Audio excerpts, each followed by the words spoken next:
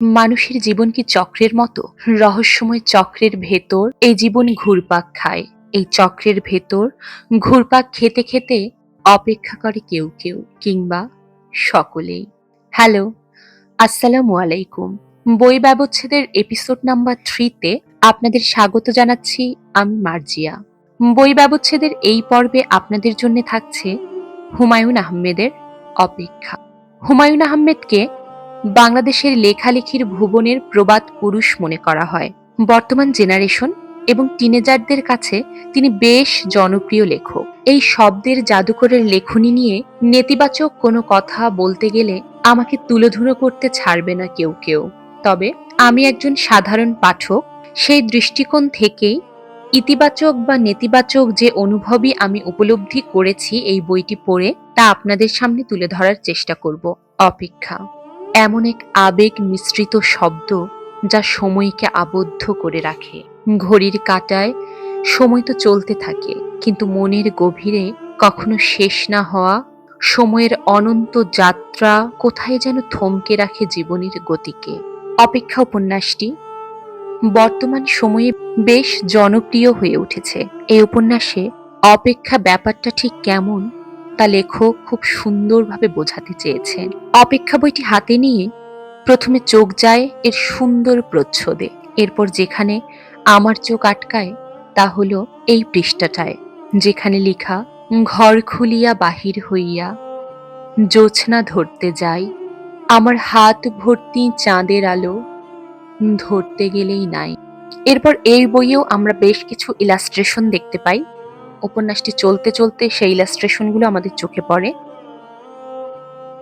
বইটি শুরু হয় সুরাইয়া নামক এক নারীকে দিয়ে, যার রয়েছে এক সাজানো গোছানো সংসার, স্বামী, পুত্র, দেবর ও কখনো কখনো আগত শাশুড়ি নিয়ে গোছানো সুন্দর সাধারণ মধ্যবিত্ত সংসার। কিছু ভালো লাগা, কিছু খারাপ লাগা, সব মিলিয়ে সব ভালোই চলছিল। এরপর হঠাৎ একদিন সুরাইয়ার জীবনে এমন এক সকাল এলো যার প্রত্যাশা কেউ কখনো করে না। সুরাইয়ার স্বামী হারিয়ে গেল। কর্পূরের মতো উবে গেল এক জলজীবন্ত মানুষ। ঠিক সেদিন সন্ধেবেলা এই অপেক্ষা উপন্যাস পড়তে পড়তে যেমন হারিয়ে গেল আমার ছোট্ট লুসি, আমার বিড়াল ছানা। সবার কাছে ছোট্ট লুসি শুধু বিড়াল ছানা, কিন্তু আমার কাছে সে আমার বাচ্চা, যে বাচ্চার পছন্দের জায়গা আমার কোল, যে এই শীতের রাতে ঘুমোয় আমায় জড়িয়ে বা কম্বলে সেধিয়ে, যার মুরগি বা মাছ ছাড়া আর কিছু খাবার অভ্যেস নেই। আমি সপ্তাহে 1 বা 2 দিন মাছ মাংস খেলেও আমার বাচ্চাকে খাইয়েছি প্রতিদিন। হালকা হাঁচি দিলেও যাকে আমি নিয়ে গিয়েছি ডাক্তারের কাছে। আমার সেই বাচ্চা হারিয়ে গেল কোথায় যেন। আমি জানি না এই শীতের রাতে আমার বাচ্চা কেমন আছে। খুব সম্ভবত আমার বাচ্চাটা চুরি হয়ে গিয়েছে। আমার কাছে এখন অপেক্ষা মানেই আমার অবলা বাচ্চা লুসি। ফিরে আসি বইয়ে, কারণ পরিস্থিতি যাই হোক না কেন, the show must go on. যা বলছিলাম, একদিন সুরাইয়ার হাজবেন্ড হারিয়ে গেল।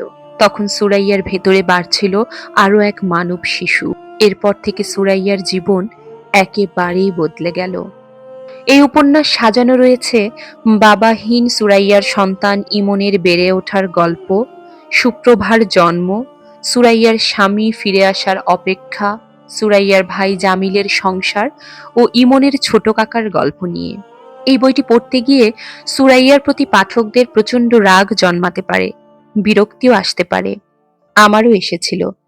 কিন্তু স্বামীকে হারিয়ে অসহায় এক অন্তঃসত্ত্বা নারীর ছেলে সন্তান নিয়ে স্ট্রাগল, এরপর কন্যার জন্ম এবং লালন পালন মানুষের মেন্টাল হেলথকে তো দুমড়ে মুচড়ে দেবেই। এখানে সুরাইয়া যেন স্বামীর ফিরে আসার অন্তহীন অপেক্ষার সাথে সাথে অপেক্ষা করে নিজেকে ফিরে পাবারও। আর তার এই একাকী যুদ্ধে বলি হতে থাকে তার সন্তান ইমন ও সুপ্রভার শৈশব, কৈশোর ও জীবন। এই উপন্যাসের চরিত্রগুলো একজন থেকে অন্যজন ভীষণ আলাদা। সাধারণত হুমায়ুন আহমেদের চরিত্র এবং এই চরিত্রগুলোর গাঁথুনি খুবই স্পেশাল ও ইউনিক হয়ে থাকে। এই উপন্যাসের যতগুলো চরিত্র রয়েছে তার ভিতরে আমার সবচাইতে পছন্দের সুপ্রভা এবং এরপরেই ছোট কাকা। এই বই শেষ করে মনে হবে কেমন যেন এক অতৃপ্তি কাজ করছে মনে। কেন দরজার ওপারের মানুষটিকে দেখল না সুরাইয়া? গম্ভীর ইমন জীবনে কি কখনো হাসি খুশি হয়েছে? মিতু কেমন আছে? শোভন টোকন কি ঘরে ফিরেছে? সুপ্রভা কেন সেদিন মামার জন্য আর একটু অপেক্ষা করল না? মুন্নির কি হলো? ছোট কাকা কি তার হার্ডনাটের কাছে ফিরে এসেছে? এত এত প্রশ্ন নিয়ে শেষ হয় এই উপন্যাস, যেন অসমাপ্তই থেকে যায় গল্প। উপন্যাসে অপেক্ষার ব্যাপারটা যেভাবে তুলে ধরেছেন লেখক, সেটা আমার কাছে সবচেয়ে ভালো লেগেছে। জীবনের একটা ঘটনা বা একটা মিসিং মানুষ কতগুলো জীবন এলোমেলো করে দিতে পারে, এই বিষয়টা এই উপন্যাসে সবচেয়ে সুন্দরভাবে তুলে ধরা হয়েছে। আর খারাপ লেগেছে অ্যাজ ইউজুয়াল হুমায়ুন আহমেদের উপন্যাসে যা হয়ে থাকে, কিছু চরিত্রের আজগুবি সব কর্মকাণ্ড, একেবারে আনরিয়েল, অযথা বা অতিরঞ্জিত কাজকর্ম। একসময় যদিও আমারও এই বিষয়গুলো ভালো লাগতো যখন ছোট ছিলাম, টিনেজারদের হয়তো এখনো ভালো লাগবে, কিন্তু আমার বয়স বাড়ার সাথে সাথে বোধহয় এই ব্যাপারগুলো ঠিক হজম করার ক্ষমতা হারিয়েছি।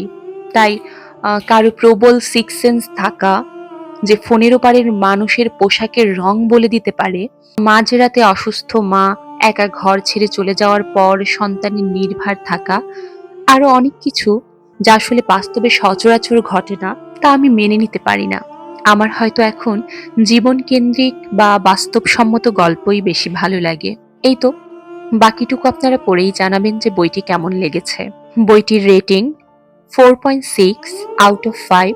আমার ব্যক্তিগত রেটিং 4 আউট অফ 5। আজ এটুকুই। লুসিকে হারিয়ে আমি ভীষণ ভারাক্রান্ত। আপনারা দোয়া করবেন যেন আমি আমার লুসিকে ফিরে পাই। অপেক্ষা ভীষণ কষ্টের, এর শেষে হয় থাকে স্বস্তি, নয়তো শাস্তি। তবে প্রকৃতপক্ষে আমার মনে হয় মানুষের অপেক্ষা কখনো শেষ হয় না। যারা পড়েছেন তাদের বইটি কেমন লেগেছে জানাবেন, আর যারা পড়েননি তারা পড়ার পর জানাবেন। রিডিং। ধন্যবাদ সবাইকে।